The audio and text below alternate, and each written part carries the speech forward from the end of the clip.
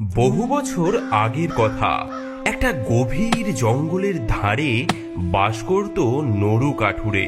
তার স্ত্রী ছিল একটা ডাইনি, যার নাম ছিল বিদ্যাধরী, আর ছেলে ছিল হারুন এবং মেয়ে গুড়িয়া। তাদের ছিল ভারী দুর্দশা। এখন কি করি? কতদিন হলো এক মুঠো ভাতও জোটে না। ছেলে মেয়ে দুটোকে কি খাওয়াবো? হাঁড়িতে যে চাল নেই, কলসিতে তেলও নেই।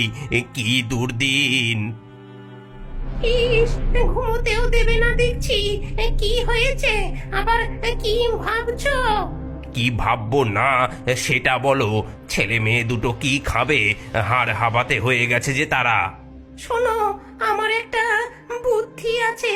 কাল সকালে ছেলে মেয়ে দুটোকে জঙ্গলে নিয়ে যাবে, তারপর কাঠ কাটার ছলে ওদেরকে ছেড়ে চলে আসবে।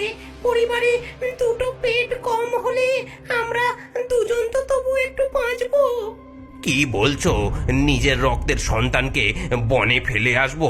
না না না, আমি পারবো না। তাহলে উপোস করে সবাইকেই মরতে হবে। এর থেকে সেটাই ভালো। ওরা জঙ্গলে পাখি টাকি ধরে খাবে, কোনো মতে তো বেঁচে যাবে। দিদি, দিদি শুনছিস? বাবা মা কি বলা বলি করছে শুনতে পাচ্ছিস? কি রে, রাত্রিরে ঘুমাতেও দিবি না? সৎ মা আমাদের জঙ্গলে ফেলে আসতে বলছে। বাবা রাজি হচ্ছে না, কিন্তু সৎ মা জোর করছে। হ্যাঁ, কি সর্বনাশ! হ্যাঁ, এখন আমরা কি করব? ভয় পাস না দিদি, আমি একটা উপায় বের করছি, দেখ। হারুন ছিল ছোট্ট কিন্তু বুদ্ধিমান। সে বাড়ির পেছনে পড়ে থাকা সাদা নুড়ি কুড়িয়ে পকেটে ভর্তি করে নিল। সে জানতো এই নুড়ি নিয়ে সে বাড়ির পথ মনে রাখতে পারবে।